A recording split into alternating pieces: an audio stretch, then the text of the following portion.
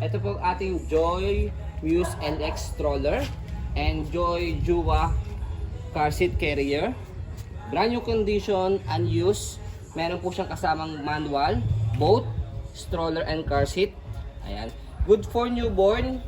Ayan. Up to 4 years old. It depends pa rin po sa laki timbang ni baby kung kakayanin po siya ng 5 years old and up dahil heavy duty naman siya. And then, yung kanyang pagkakaupo at pagkakahiga is malapad po siya. Okay? So, ito po yung details po niya one by one. Color gray. Ayan. Wala po siyang faded, walang discoloration. Ito po yung kanyang peekaboo. Okay. Sa folding niya, ito extension canopy, pwede rin niya i-fold. Papasok sa loob. Ayan. Pwedeng ganyan, ang kanyang folding. Pwedeng full. So, ito po yung kanyang upuan at higaan. Ayan. Flat. Okay.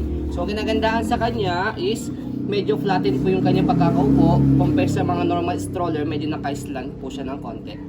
Okay. So, kompleto po yan ng harness pad. Belt lock, wala po yung putol. Ayan. So, na-adjust po yan sa newborn, toddler, and then kids. Okay, so dito yan na-adjust sa likod. Makikita po ninyo yan later. Okay, so ito po yung kanyang front handle table. Ayan. So, pwedeng lagayin dito ng food, milk. Sa ibang mga naging buyers po namin, dito nilalagyan ng cellphone. Ayan, pag nanonood si baby. So, press nyo lang dito sa side, left and right. Pwedeng kahit isa lang pag ilalagay si baby and then angat. Ayan. Okay? So, ito po yung kanyang leg rest. So, pagka nakaupo si baby, press nyo po dito sa ilalim, left and right side, and then pull down. Pag nakaupo. Pag nakahiga, angat nyo lang po siya, and then sa likod, ina-adjust kapag nakahiga. Ayan. As you can see, ayan, malapad siya, and then mahaba.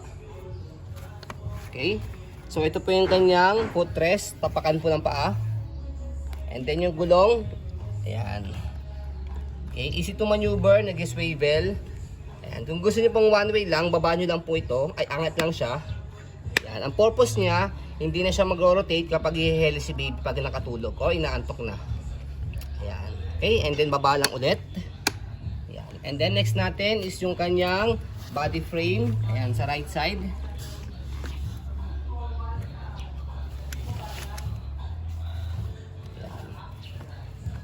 And then next natin yung kanyang gulong sa likuran. Ayan. Okay na okay. Stopper. Baba lang po ito. Ayan. Okay. And then yung kanyang basket. Maximum 15 kg. Pero much better kahit mga around 12 to 13 kg lang. Para at least hindi masyado mabigat at hindi masira agad yung ating basket. Okay. And then sa likod dito siya pinipress.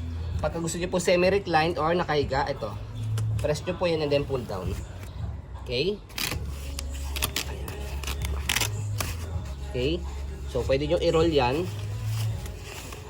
Okay, diskarte nyo yan lang kung saan siya ilalagay. Yan. Okay. Pwede nyo siyang i-roll na ganyan. Para at least yung hangin lang pumasok kay baby. Yan. At lumabas. Ayan. Pwedeng ganyan. It's up to you po. Ayan. So next natin is yung kanyang kabilang body frame. Dito sa kabilang side, sa left side. Ayan.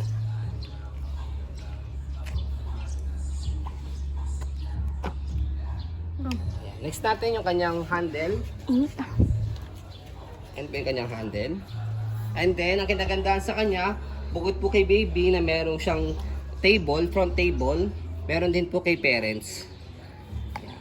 Okay? So, next natin, bago natin siya i-fold, ayan. Unahin, next natin is yung kanyang car seat naman. Okay. So yung car seat natin, ang kanyang brand is Joy din. Joy Jua car seat carrier. So ayan, pa carrier, pag manual rocker pwede siya pag nasa living area or dining area kayo. Ayan. Next natin, ayan, meron siyang manual dito. Ayan. Okay? Hindi pa So, nakatanggal? hindi pa yung nakatanggal. Nakalagay pa yan sa pinaka-harness niya. Okay? Belt lock. Wala po yung putol. Press lang po ito kulay pula. Combine nyo lang po yan. Ayan. So, press nyo lang po ito para mababa po ninyo itong handle niya. Ayan. Okay? So, ito po yung kanyang headrest. Ayan. Okay? Next natin, ayan, sa pag-install naman po dito, meron siyang sa sasakyan, meron ditong instruction. Meron din naman tayong manual. Okay? Sa paglagay sa stroller, ayan, as you can see, merong hook dito. I-shoot nyo lang dito yan. Padali lang yan, sasalpak lang ganyan. So, kapag nailagay nyo na siya mabuti, to make it sure na safe si baby, angat nyo lang siyang ganyan. Yan. Nasasama yung stroller. Okay? So, ganyan po siya kapag nakaset na siya. And then, kung gusto nyo nakakover si baby, pwede nyo ibaba po itong handle niya and then coveran ng canopy. Yan. And then, pwede nyo i-open yung kanyang peekaboo. Okay? So, sa pagtanggal po sa kanya, press nyo lang po dito sa likod. Eto, kulay gray. Press nyo lang po yan. Pag na-press nyo, angat nyo na siya.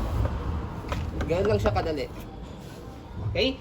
Sa pag-fold naman ng stroller, kailangan po nakaupo siya. Ayan, nakaupo and then, yung kanya pong leg rest nakababa. Next natin is yung kanyang handle, slide press. Okay? Kasi kapag hindi nyo na in-slide, nakalock siya. Slide press and then fold pa harap. Ayan. Okay? And then meron siyang lock sa gilid. Okay? So, natatayo siya mag-isa. Ayan. So, kapag inopen po ninyo, tanggalin nyo lang po yung lock dito sa gilid and then angat. So, itong lock niya, pwede nyo po siyang iside po dito sa gilid. Ayan. Yung car seat up to? Ayan. Yung car seat niya, newborn up to 13 kg. Bilis. So, ayun po, as you can see, very details po kami sa amin po pag-video kasi yung shop policy po namin, no refund, no exchange, what you see is what you get.